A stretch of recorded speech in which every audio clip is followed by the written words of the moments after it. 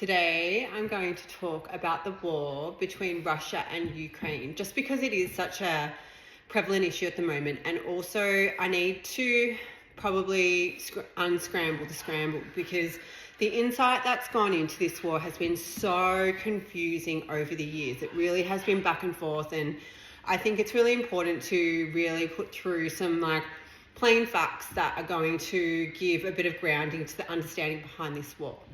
There is a big speculation that Russia's trying to take over Ukraine.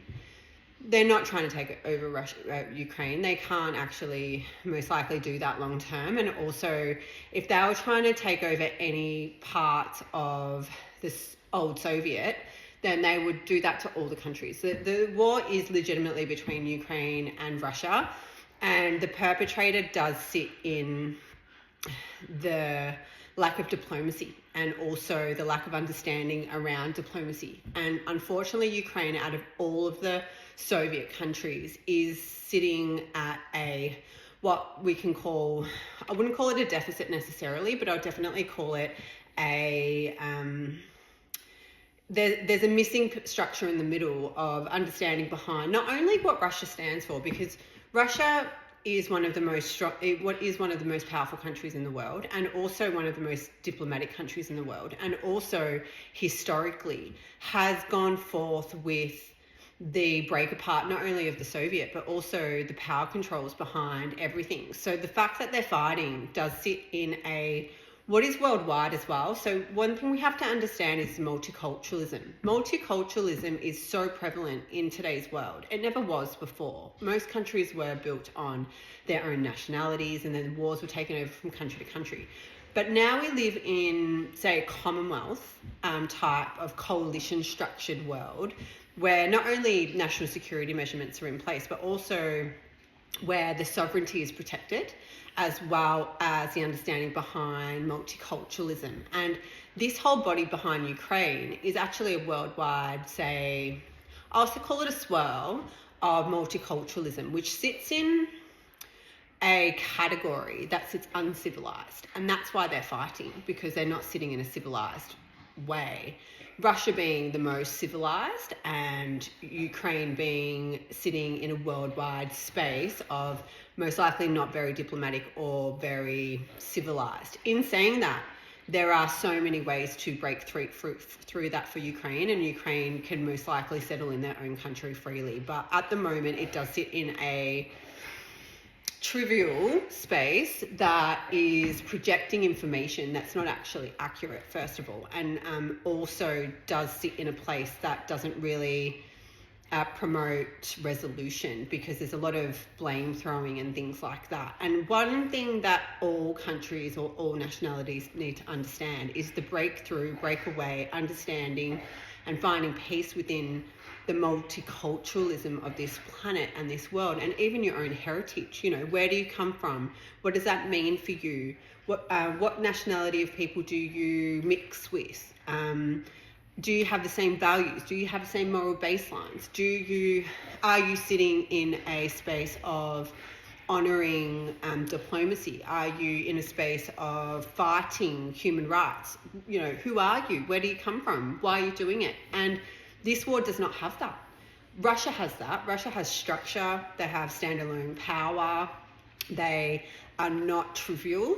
And the initial impact of this war actually sat against the national security measurements. Excuse me, Basil's joining in. Is sitting against the national security measurements of exactly what not only war and security is about, but also what diplomacy is about. If Russia really, really wanted to, historically, they could take over the whole Soviet again. They really could. They have the power to do so. And if they really wanted to and they weren't diplomatic, they would. But they're not doing that. They're fighting against Ukraine, because Ukraine... and the other thing the Ukrainian leadership made a really big mistake on was going against the NATO code. The NATO code is a centralized code, not only that is the fundamental baseline of supporting multiculturalism and coalitions and diplomacy and Commonwealth and all of those parts of our civilized structures, but they went against that. And then they decided not to go against that as well. So it's been quite a confusing war as well. Usually, and this is what it is, it's a confusing war. It's a very confused war. And it's not confusing to understand, but it's confused in terms of its structural alignment when it comes to combat and battle at the end of the day. And that sits in the fundamentals. So it really is one of those things that when there is a war, there's two sides of a war. I've already actually explained this part of engagement and also understanding behind why people fight. And the fight was for some kind of freedom. And it did sit in an unresourced part for Ukraine. They weren't resourced when it came to structural alignments that sat within our, say, science, because it's not our science. When you think of science, you think of the factual parts of science. So when people have research, they have their own research from their own countries, which would be their own research. But when it comes to science, science is the same for everybody. So is mathematics. So are languages.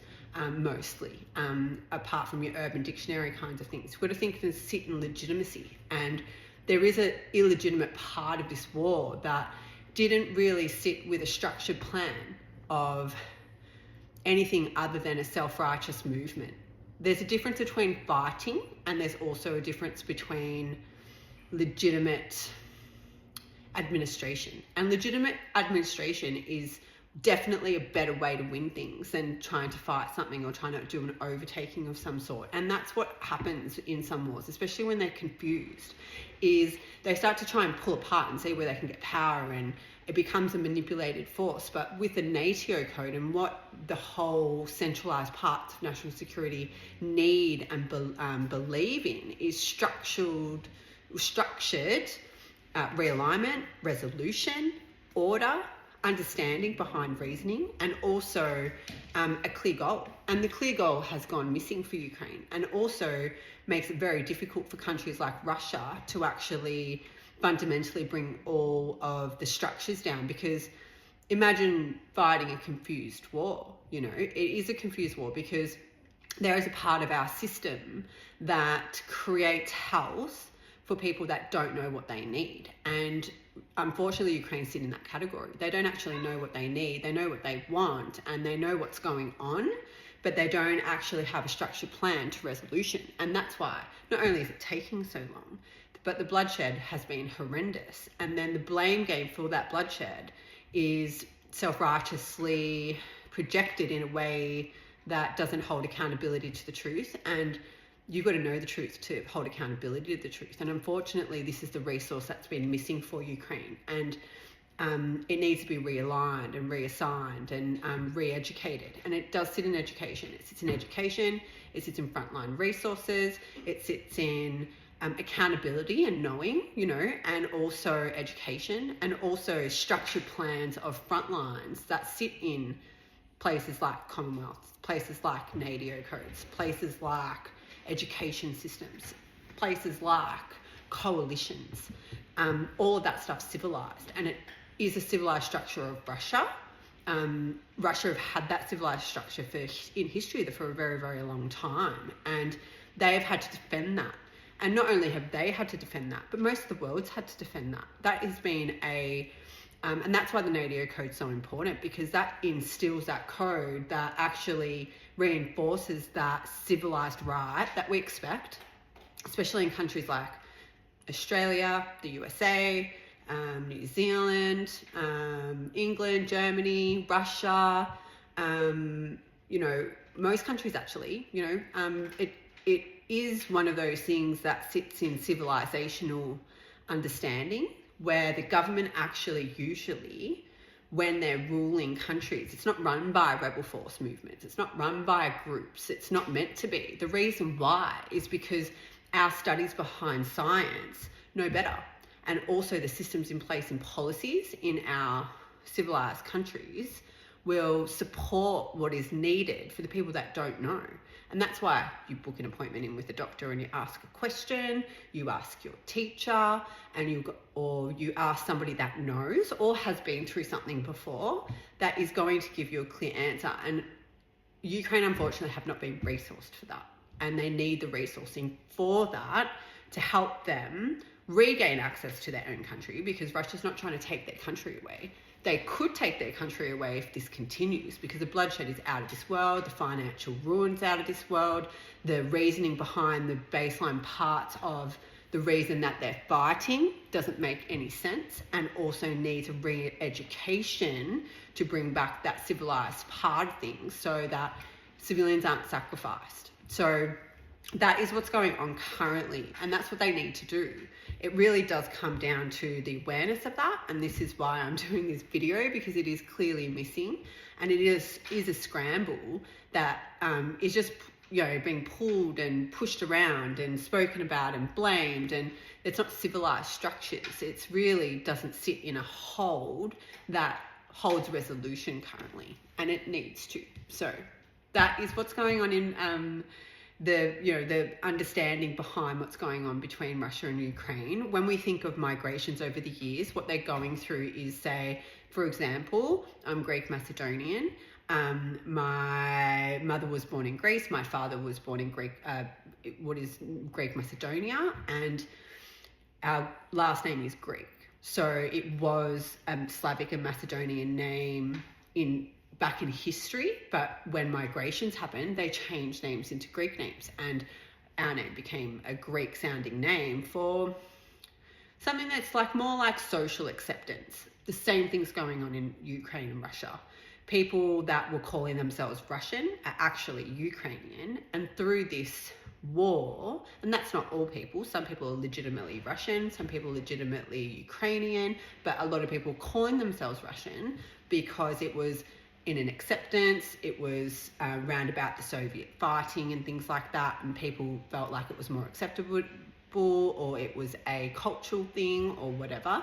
Whereas now people are more open to calling themselves Ukrainian for political reasons as well. So that's another scramble they're going through. And the Greeks went through that, and Macedonians went through that, and now Russian and Ukrainian people are going through that. It is a very common thing. So it's really about finding your peace. It's really about understanding, accepting multiculturalism as well, because it is a prevalent part of today's society and forward society, and also part of a diversity in things like war that shouldn't really and don't really need to be happening, but are happening, and cause trivial spaces that in these cases, in these crazy wars, creates bloodshed, loss of civilianship, innocent people die. It creates a lot of victims for no reason over a fight of trivia, which is completely personal, not something to exert too much, something to look at yourself and really discover. You know, we do, and the perks of that is that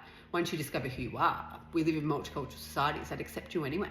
It really is about how you treat others. It really is about how you engage in what you do. It really is about the peacemaking parts of civilization, of human treatment, that matters more than your nationality. So, and that includes the way you argue, and that also includes how you blame and what you blame on, you know. So it is a big blame game in Russia and Ukraine, and it shouldn't be, because sometimes when you're blaming others, it's actually your fault, and you really do need to actually look at yourself, and they need to do that. They need to figure out what's going on, what utilities they're blowing up or getting rid of, and also what they actually need to end this war.